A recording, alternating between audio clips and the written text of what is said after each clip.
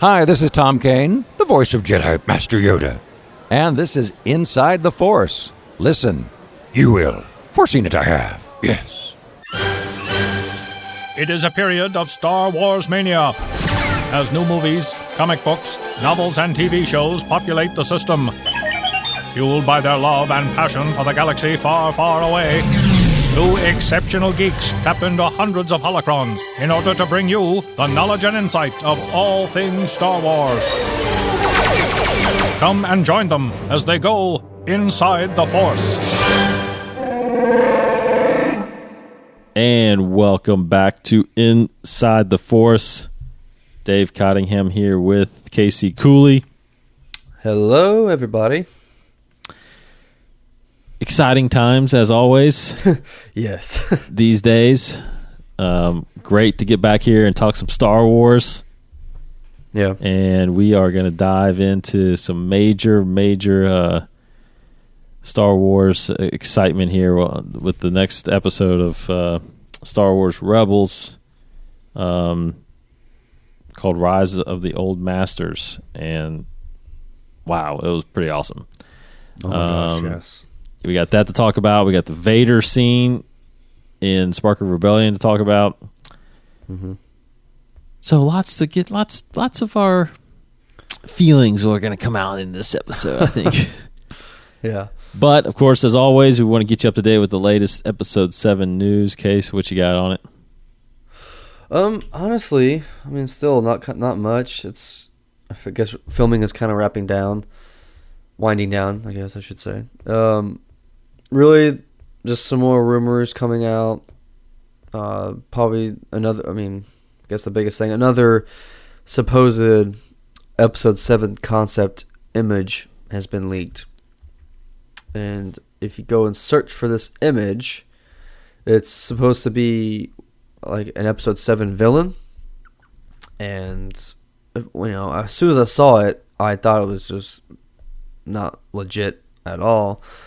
Because basically the image, it looks like Darth Revan from the KOTOR games, the Knights of the Old Republic games. Right. It looks pretty much dead on him. Almost. There's little differences in the mask, but it looks very, very similar. People are, I don't know, hopping on this thing as if it is legit. They're saying, "Oh, it looks pretty good. Looks pretty real, like not fake." And sure, it doesn't look like it's really photoshopped that much, but that doesn't mean it's real. But I don't know.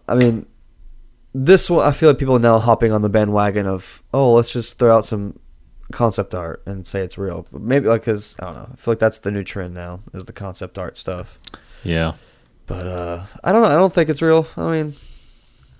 I think one of the concept arts that we got that was supposed to be a villain, that kind of bionic looking guy, that might be, I think, the closest thing to real what we got.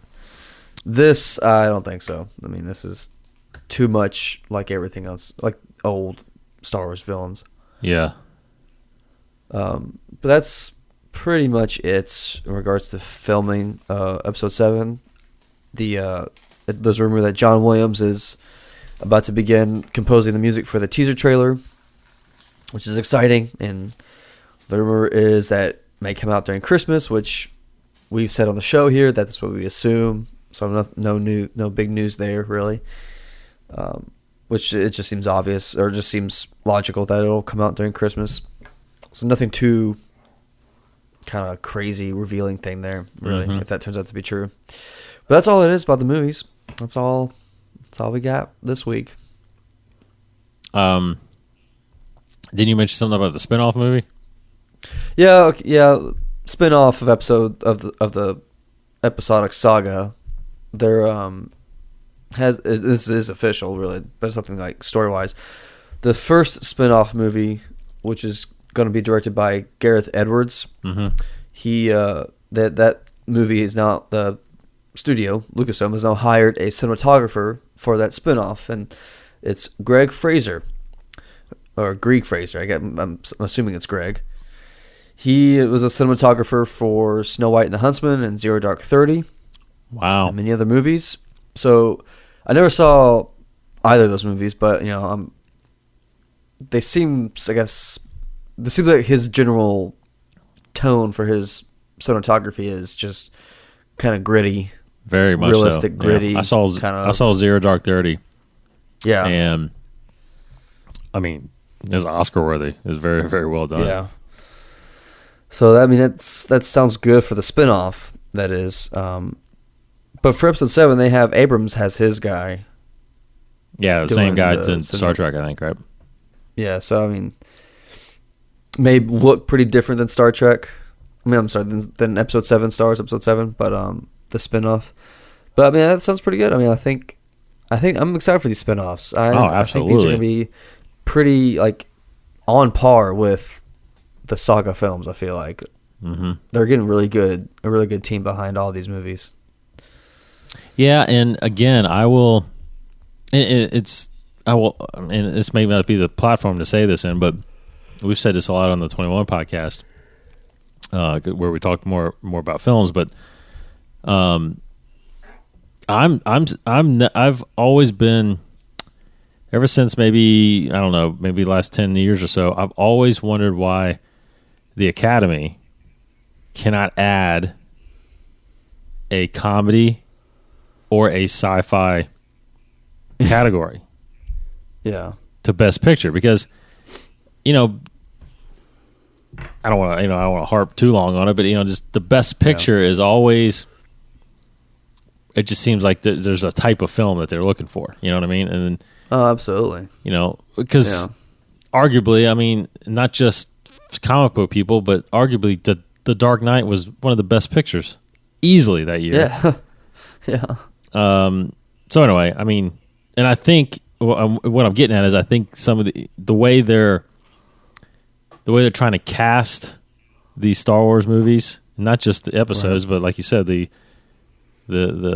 spin-off movies, and the directors are lining up for it. I mean, these are high quality guys, and they're not just making a Star Wars movie. They're trying to make the best movie they can that year, and it's a shame that some of them might not. The only thing they're going to be really looked at is for special effects and audio. It's horrible. Costuming. Yeah, I mean, anyway, that's my little dig at the Oscars. Take that, Academy. Yeah. So. Okay, so moving on to then real quick other news, I guess. Just want to let everybody aware that this coming Tuesday, you will be able to purchase Star Wars Tarkin.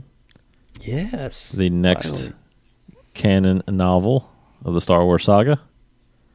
So check that out. Get that out. You can, obviously, it's on all forms, digitally and in print form. And then, of course, real quick, you mentioned the Battlefront has a release time, not really a date, though, right? I think it's right. EA actually tweeted this. The EA themselves, Electronic Arts, and they said their tweet is, "May the Force be with you.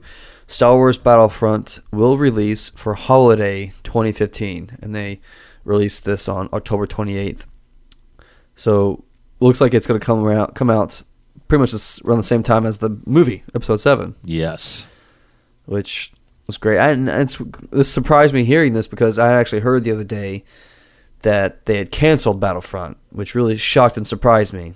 So this is a good relief that they're still on track and they're actually releasing it, because I've been waiting for this game for a very long time, because they've been trying to make it for like the last, 5 years, I guess. But finally, they're pushing for a release, which I'm very excited about. Man, about 2 years ago, we got that teaser trailer. Yeah, and that's and obviously that's perfect timing with all the hype that's going to come. Interesting. Yeah. Okay, so obviously the big thing happening in the Star Wars universe right now is Star Wars Rebels, the weekly television series we get on Disney XD every Monday night. The other night was the is it the third episode? I think am I counting that? No, the fourth episode. I'm sorry. Fourth episode. Well, it's It's the third episode if you don't the count third of the Spark regular of season. Rebellion. Yeah, correct. So it's the third episode. I think they're actually, at least on StarWars.com, I think they're saying it's the third episode. Anyway, so this is Rise of the Old Masters. But before we get into that review, I want to go back to Sunday's airing of Spark of Rebellion on ABC, which featured a brand new added scene, which was weird for me. I think you actually came over to my house right when it was when it came on. What we thought was came on, it was the end, and I thought it was going to be at the end. Yeah. Right. But since we didn't see it, I was like, "What?" And luckily I recorded it, so I started it and realized it was the very first scene. Yeah. You have these 3 Star Destroyers flying, and then it focuses on the bridge.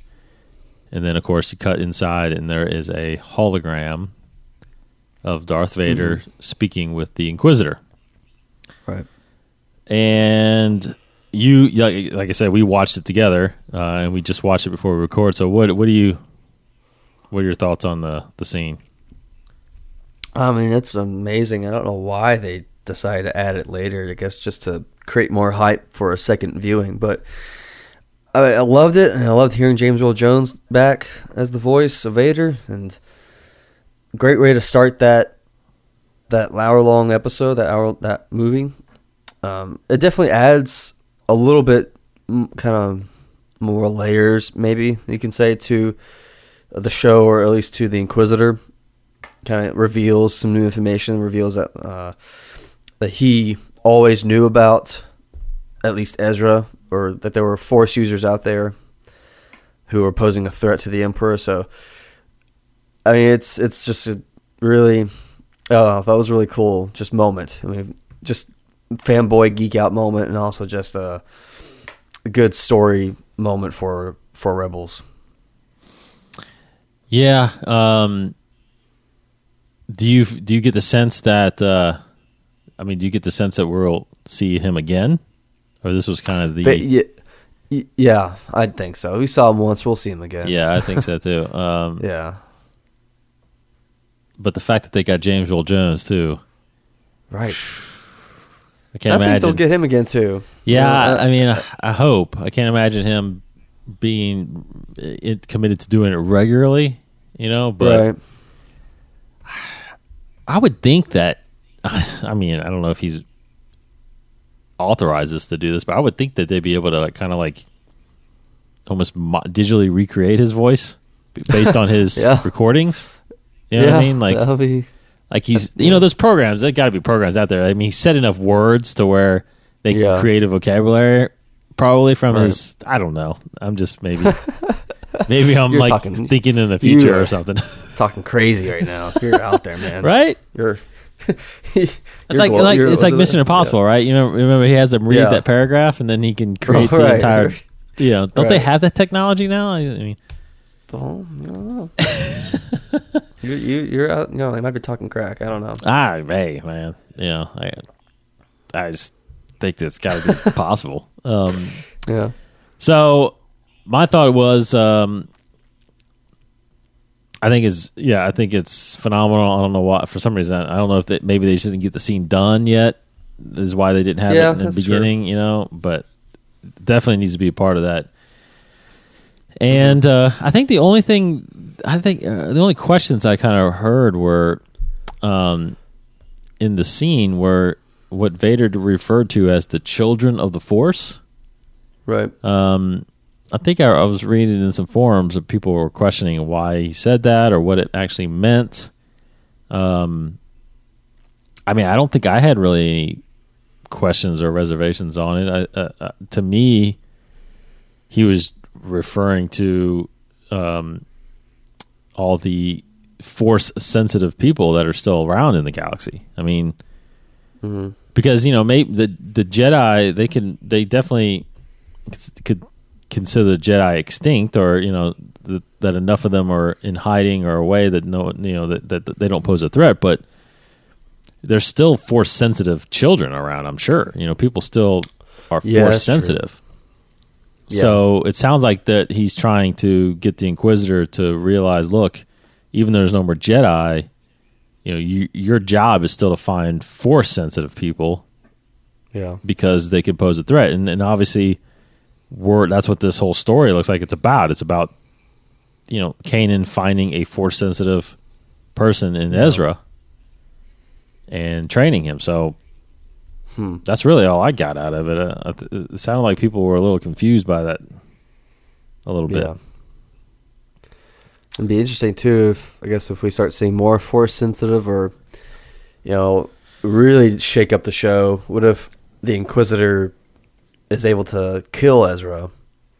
And then, some other season later, we'll introduce to another Force-sensitive child, another child of the Force. I don't know. Something crazy, but maybe I'm just talking crack now. I don't know. Maybe I'm just... But yeah, it was a very interesting phrase.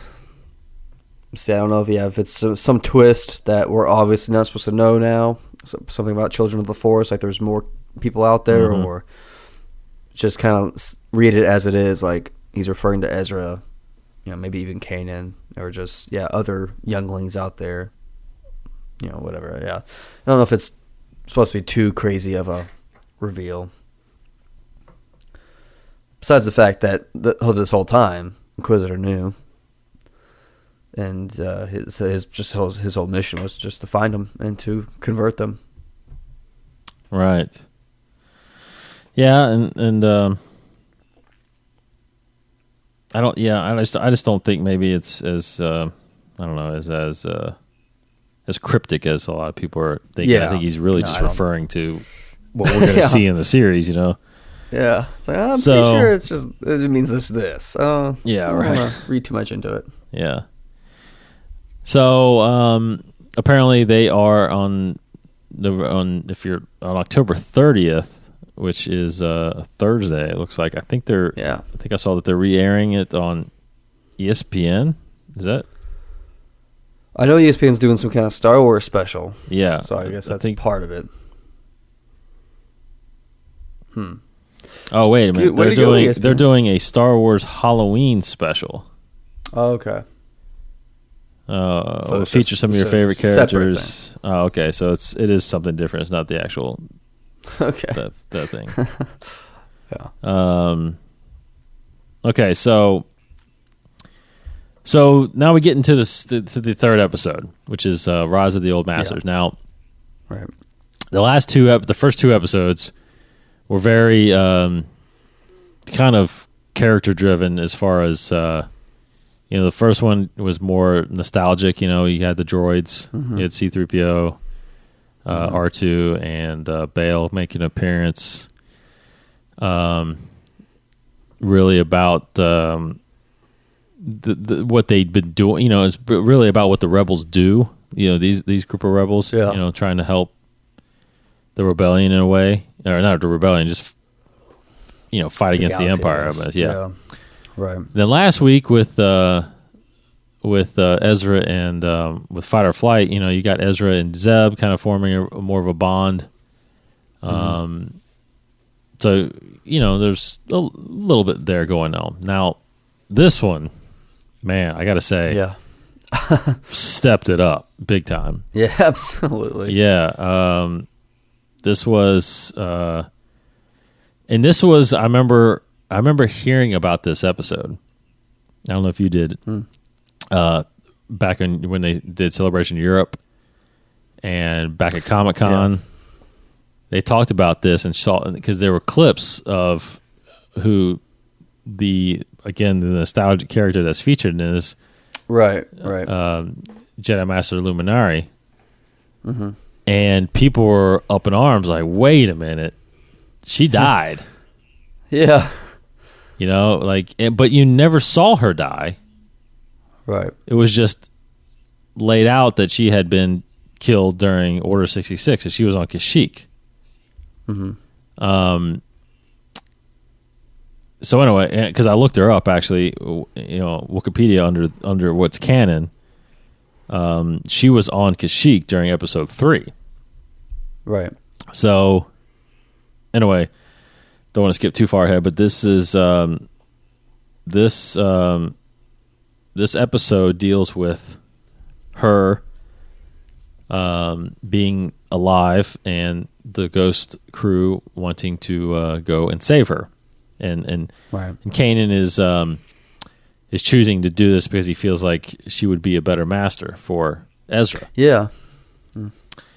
So before we get into the whole major, spoiler or plots or anything like that, what was your overall take of the episode?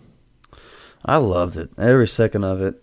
I mean, there are several different things, like I loved about it. I loved the whole first sequence where Kanan was trying to train Ezra on top of the ship, on top of Ghost, and the funny bit about do or do not, there's no try kind of thing. That was very amusing, very nostalgic in itself, and yet it was just great. And then saw a lot with the Inquisitor, got to know him a little bit more.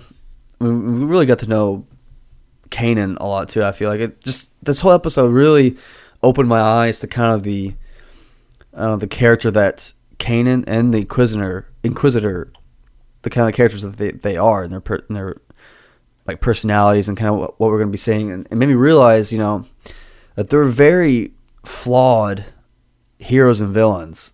I feel like Kanan is, because usually when we see a Master Jedi, like in the Clone Wars and the movies, like they pretty much have it figured out. They pretty much know this is how you learn the Force, and this is what you're going to do to train to become a Jedi. And I am very wise, and I have them well put together, kind of thing.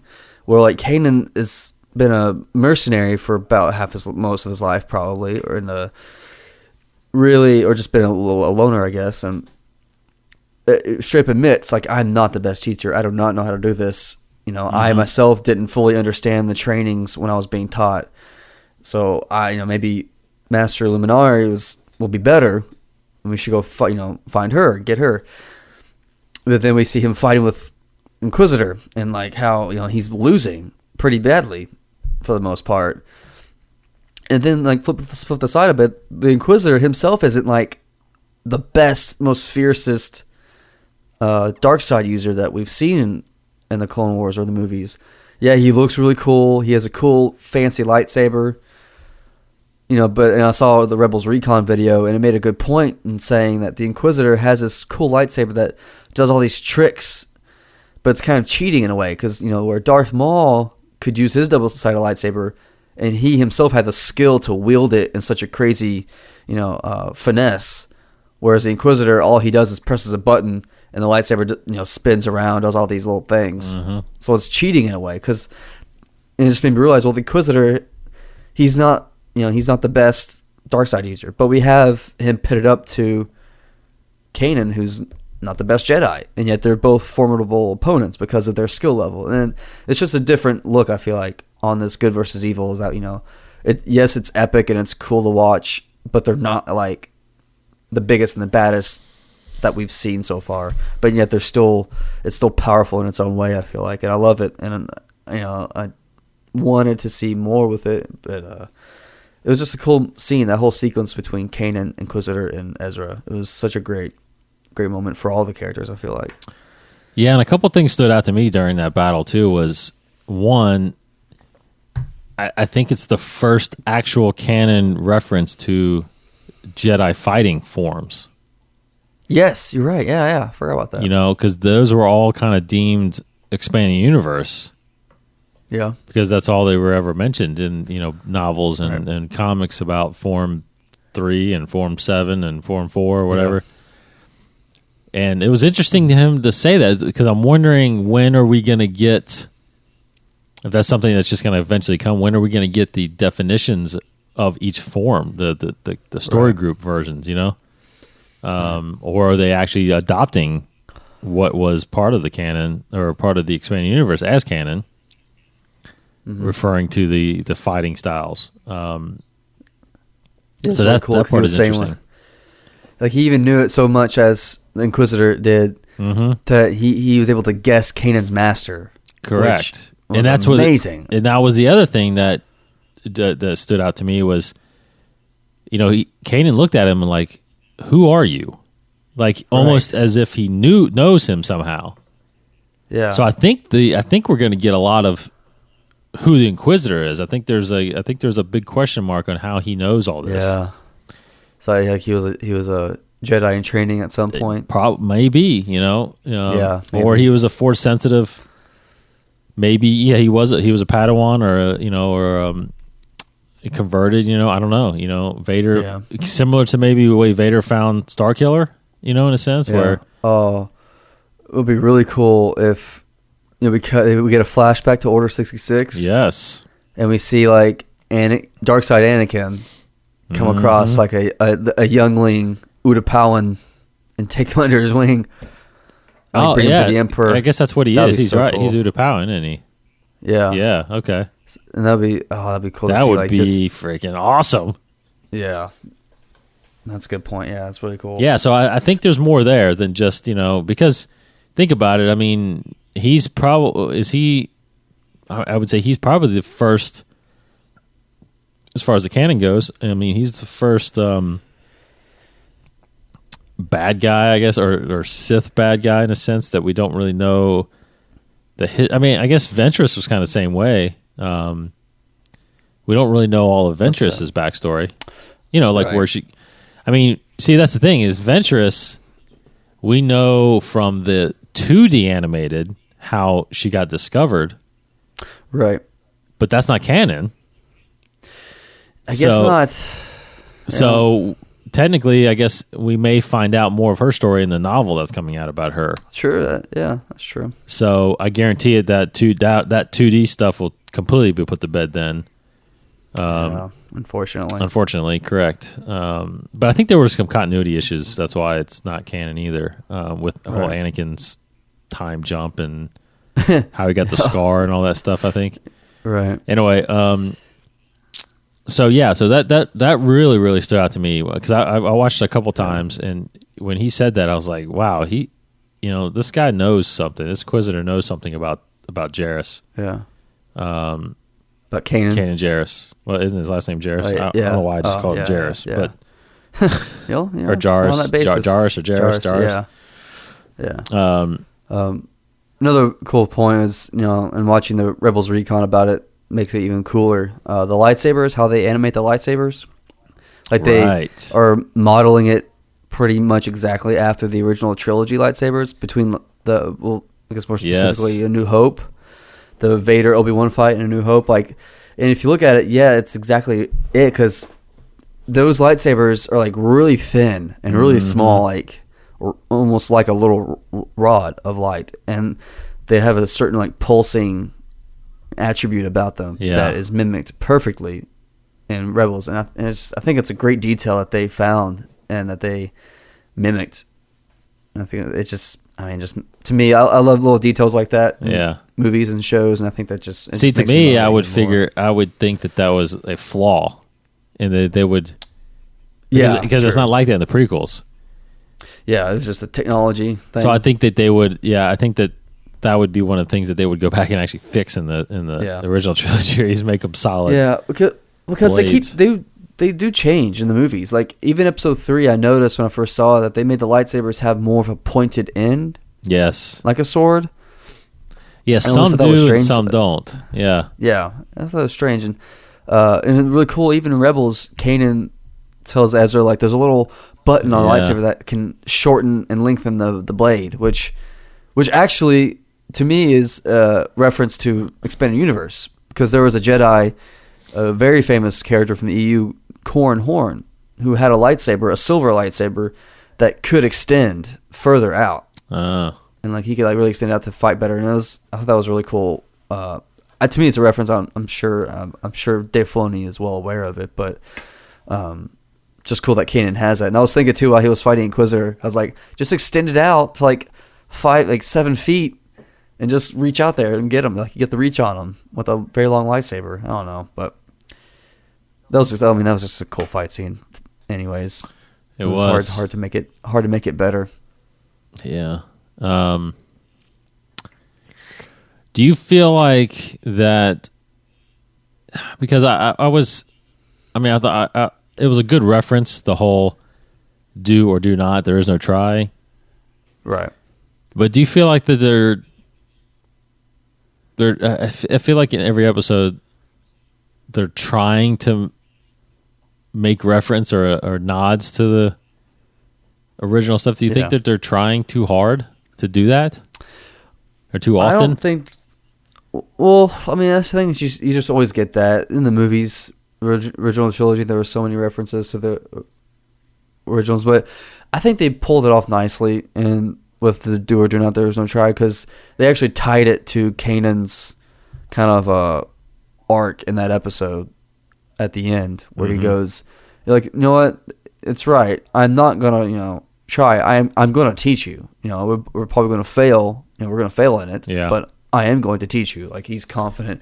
So I think that justified it. But if it wasn't for that, then I thought it was just like a cheeky little nod. Yeah, like, because he the way he explained the Force was the exact same way too. You remember, like he oh yeah, it's an energy field. So it binds us, it penetrates us. It's like, wow, it's like it's like you read it out of a book.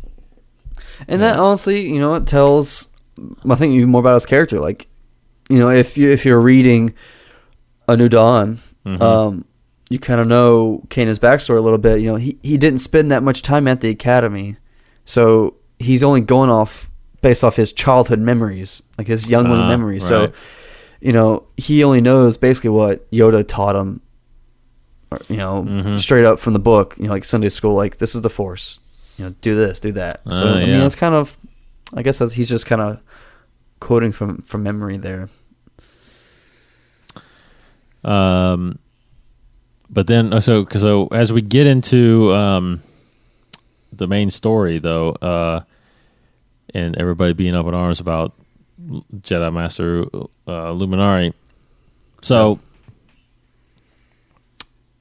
basically,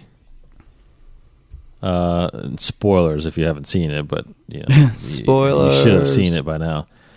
Yeah. So Luminari, as you find out, is when Kanan and Ezra finally get to her cell, she is actually indeed a hologram, and she had been killed. We don't know exactly when. It says under her canon description is that she was actually captured during Order 66. And this was kind of almost been planned out in this sense, where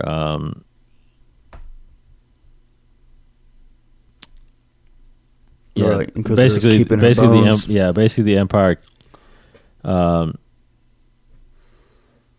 let's see, use the I mean, they basically captured her and executed her, but used her remains as just like this to lure surviving Jedi to that to the spire, and that's dark. Capture them. It is very dark.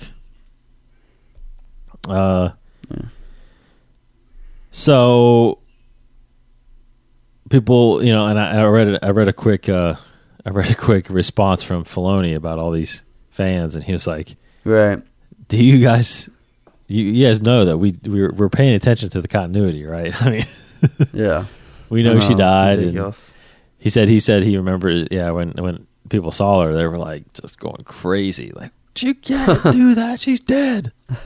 I mean, wow, you blew it. Yeah, you ruined everything. But again, we never saw her die. Right. Yes. So I would have been okay if she would have been alive, to be honest. Well, I already accepted it as soon as I saw it. Right. And I was like, oh, cool. She lived. She's always a cool character. Yeah. It would have been a good connection to the Clone Wars. Mm-hmm. But in the end, she had been killed.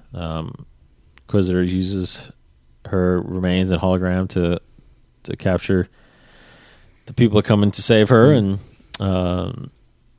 luckily the guys get away on the Ghost. And like you said, Kanan decides to accept training Ezra.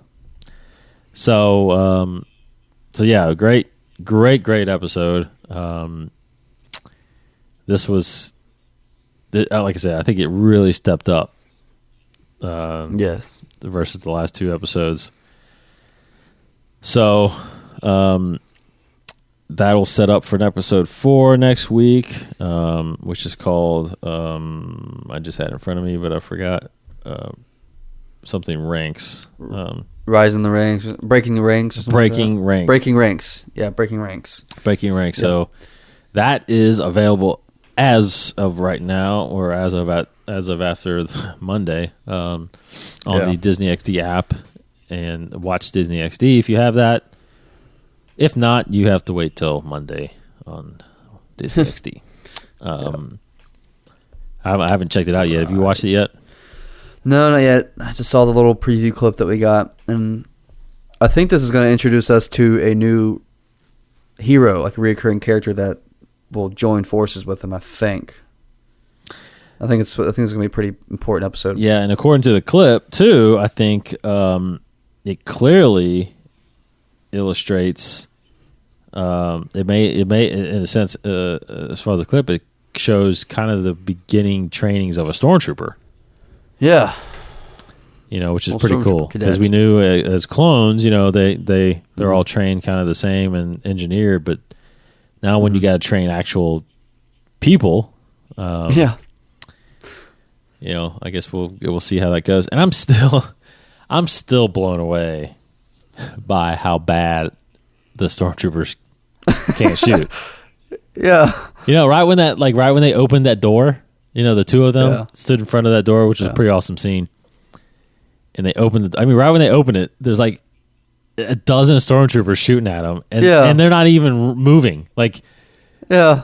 Sabine and Zeb are just like shoot. standing there shooting back, and it's like, wait a minute, no one can shoot them? No one I mean, so anyway, so I got 2 questions I wanted to run by you, and you don't know these, but one. Oh, okay. Well, I just didn't prep them for you. It's the first time you're here. I don't want people to think that we prepped. Yeah. But We're there's reading 2 from the script little right things, now. little tidbits that I was thinking about.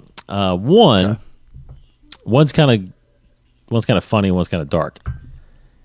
The first one, the light one, I kind of started thinking, with this being canon, the Clone Wars animated series being canon. Now, basically what I'm getting at is I'm wondering if we should see our main characters ever wear different outfits. Oh my gosh, yeah, it's true. Because in the Clone Wars, I can understand, because the Jedi, they always wear the same thing, right? They always wear a robe or Right. something like that. But we saw, Bail and Padme, they always wore different outfits, because that's what they do. They change clothes. Yeah. Are we just I was thinking of that, like, so do our heroes now on Rebels, are they never going to change clothes? I mean, I don't know how big of an important detail that is, but That's hard. What do you I think don't about that? Well, I mean, it didn't bother me, but hold on one second. Oh, excuse me. It doesn't bother me, but if you're thinking in the movies, Han Solo didn't really change much either. He maybe wore a long sleeve jacket or a vest or a trench coat, whatever. But no, I don't think we'll see really the heroes change. I don't think so. I mean, they're in space, and I've always wondered that too. Where are they? Do they have a closet in the ship? I don't know. They have like extra clothes or something. I don't know. But no, I mean, it's a cartoon. It's kind of the tradition, I guess. They wear the same clothes all the time, whatever. But it's kind of like their iconic costume. So I don't think we'll see them change clothes. right. And and I don't know why that kind of popped in my head, but I was kind of thinking, like, Yeah, it's always a. I mean, stormtroopers and officers of the Navy, they're always going to be wearing the same thing, but Right. but someone like these people, I got to think that they would change, because like I said, there's everybody else during the Clone Wars. I mean, Padme always had something else on. Right.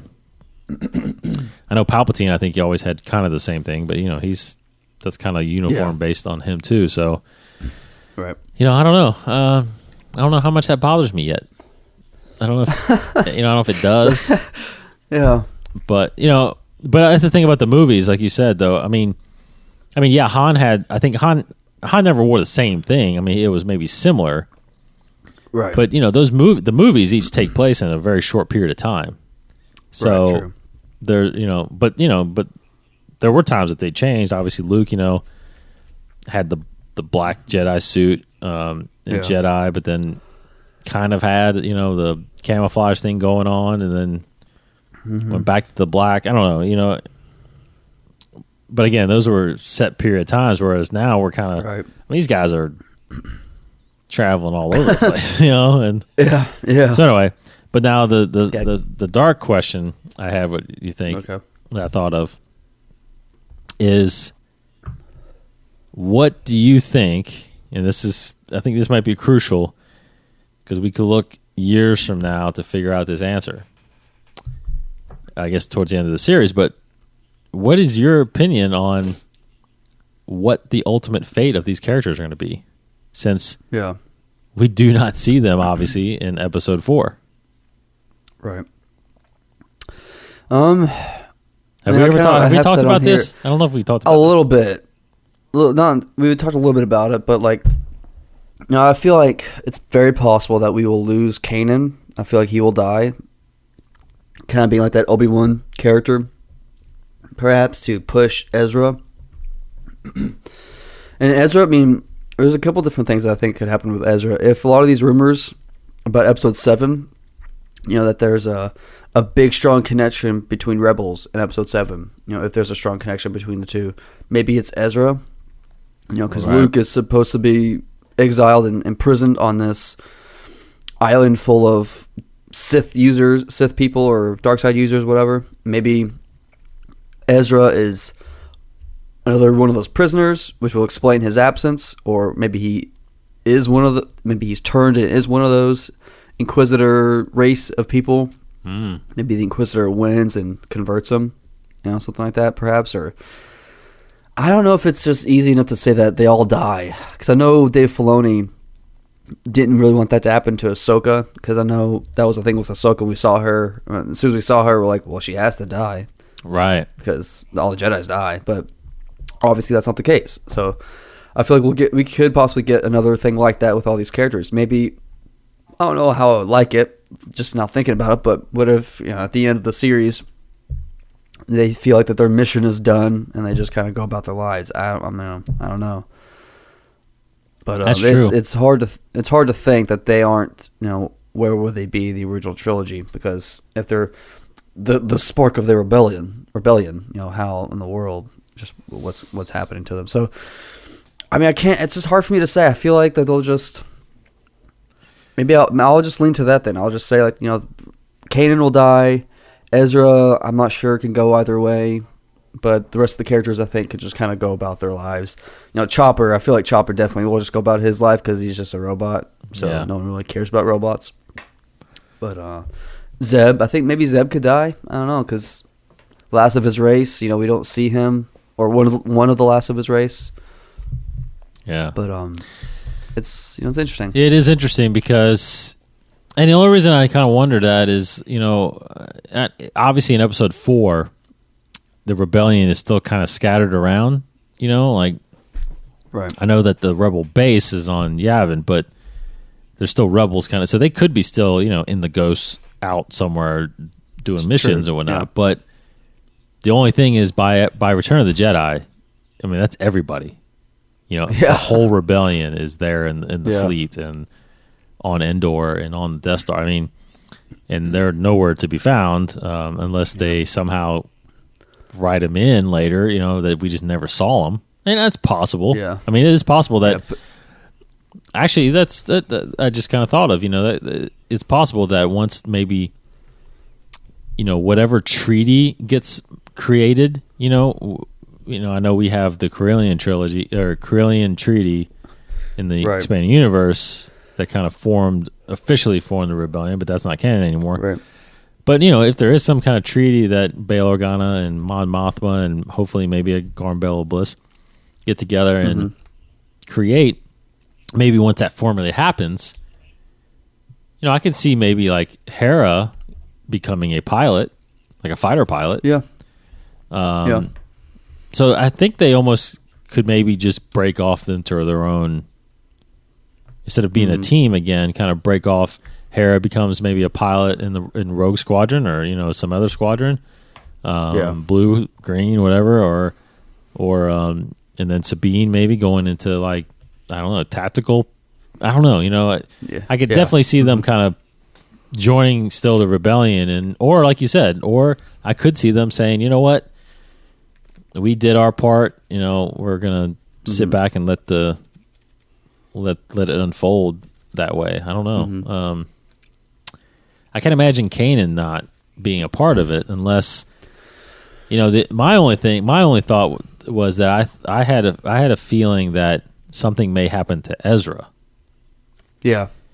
Which would cause maybe Kanan to go into hiding or, exile himself. Yeah. And possibly he is maybe, Max, what was his name? Max von Sydow. That's who I think maybe he might be Kanan. Yeah, that's a very, very good point. You know what I mean? Yeah. And I feel like I may have mentioned that already on here, but yeah, we think we briefly talked about it. Yeah, because I think he might be a little too old, right? A little too old for Ezra.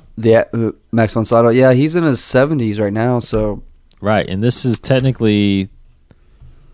be 30 and it's about 40 years. 40. Yeah. Yeah, and Ezra's got to be just a teenager, right? Mm-hmm. So so a Kanan would be maybe in his 20s. Yeah. Yeah, so I would see him being more Kanan, I think. Yeah. It's a good point. That would be pretty awesome. That'd be and really he kind of looks like him. Yeah. I mean, in a sense, kind of looks like him older in a sense. Maybe. Yeah. So I'm wondering about that because we knew where, we obviously knew how Clone Wars would end, except Ahsoka. Yeah. Mm-hmm. But you had episode 3. We haven't seen. I mean, and kind of we know how this goes because we saw episode 4. But these characters, we've got new characters versus characters we already knew of in Clone Wars. So I don't know. Mm-hmm. It's really, really hard to say how long they last this thing out and where they take these characters. But anyway, well, pretty awesome. I'll say one more piece. Yeah, one more piece of news. I actually just remembered. I can't remember if it's confirmed or not. I'll have to look it up real quick. But that Sam Witwer has an unreleased kind of part in Rebels. Oh, really? They brought, I think, yes, they apparently, again, I want to try to see if this is a confirmed thing. Darth Maul. Yeah, I know. Bring him back for another time. Yeah, he's still alive. Yeah. I mean, let's see. It seems like he very well may have a pretty good part in Star Wars Rebels. That would be pretty crazy if it was Darth Maul. Pretty crazy. Or Star Killer. I don't know. Star Killer. Yeah. Maybe he's the villain of season 2. Wow. That's awesome. All right. So, all right. Well, that's, hope you guys enjoyed that episode of Rise of the Old Masters from Star Wars Rebels. Go keep checking that out, checking us out for our opinions and reactions to it. Look for us. I think I'm definitely planning on trying this week. I want to start doing some reviews right after the episode. Yeah, I totally forgot to do that. Yeah, put those out there. I'll try to remind you too. I was thinking about that, but I'd like to get a quick video out talking about the episode after it airs. So check this out on our YouTube channel at 21 Network on YouTube. Of course, you can follow the show at Inside the Force on Facebook and on Twitter. You can listen to this show as you are, since you already are. You know where we found us, but you could also listen to us on Stitcher Radio, iTunes, or TuneIn Radio, wherever you are currently using. He is Kryptonian1138. I am DCottingham21. And we got one last thing to do, and that is some trivia, as always. And trivia is coming from 272. Okay. Episode 1, obviously. 72. Yeah. All right. So, episode 1, the Phantom Menace era. And here is the question. Where in the Mos Espa pod race course do the Tusken Raiders lie in wait to shoot at unsuspecting contestants? I was just thinking of this moment in the movie, actually. Where in Mos Espa's pod race course do the Tusken Raiders lie in wait to shoot at unsuspecting contestants? A, the whip. B, Jet's chute. C, Canyon Dune turn. Or D, Mushroom Misa. Misa. I'm going to go ahead and guess, which I think is a pretty educated guess. I'm going to say C. That was my guess The too. Canyon I was gonna say Dune turn. Yeah, I was gonna say A or C, but I'm gonna go with C. Pretty sure it's C. Ding, ding, ding, ding, ding, ding, ding, ding. Because you remember the announcers yell it. They're approaching the Canyon Dune turn, and then all of a sudden that's right. They're the Raiders just like smoking them. I knew that. I can think of the scene. I knew they were turning. That's they were like following them, but I was thinking it was either the whip or Canyon Dune turn. But yeah, you're right. There you go. There you go. Yep. Learn something new. All right, everybody. We appreciate everybody checking us out and listening. Again, check us out at InsideTheForce.com. All the episodes are right there to listen to, or you can subscribe to us on iTunes, Stitcher Radio, and TuneIn Radio. Please leave us some comments and some ratings so other people can find the show if you could. Again, he is Kryptonian1138 on Twitter. I am DCottingham21 on Twitter. And the show is at Inside the Force. 4. Anything else, Case? Did I forget anything? Nope. Okay. 4. Casey Cooley? You are free to use any methods necessary, but I want them alive. No disintegrations. There you go. Little Darth Vader for you. Very good. That's by far one of his best conversations. Yeah. With Boba Fett. Looks right at Boba. Yeah. And you, no disintegrations. Because Boba was the one that disintegrated Uncle Owen and Aunt Beru. Yeah. Did you hear? Have you heard about that? I actually have not heard Didn't we talk about that? I don't think so. What, really? No. Oh, man. I read. Okay, so this is total post show. I read some article somewhere. I think it was some guy or blogger or somebody. He put on there that he believes that either it's going to be coming out, or I don't know if or he just believes the theory is that Boba Fett was there and killed Uncle Owen and Aunt Beru. That's a very good theory. Like he is there, and he's the one that torched, the homestead. And like Vader's mad because you killed my stepbrother and my sister. Well, and that's why in episode 5, when he's telling everybody, I want them alive, and he specifically looks at Boba and says, "No disintegrations." Yeah, right. As if saying, you were told not to kill anybody then, and you did. Yeah. I don't. Yeah, he didn't want Beru or Owen dead. Yes. I thought that was pretty cool. Yeah, and that adds so much to Anakin Skywalker. Doesn't it? Darth Vader. Okay, hey, Boba, I need you to go down here and look, find these plans. Yeah. But the Lars people, I killed them. Yeah. What? I didn't tell you to kill them. you killed my bro. I mean, you killed. Yeah, you killed Anakin's stepbrother. Yeah. What? Oh, dang it. Yeah. Okay, so this time, That's good. don't kill anybody. You know, Yeah. I mean, it's not bad. It's pretty cool. Yep. All right, Very good. some for some people to argue. Yeah. All right, thanks for listening, everybody. You guys are great. We'll be back here next week to review another episode of Star Wars Rebels, as well as keep you up to date with all the latest news from the galaxy far, far away, and that is Star Wars, the greatest Greatest thing ever. basically. Yeah. Said sliced bread. All right, so thanks for listening, everybody. He's Casey Cooley. Goodbye, everybody.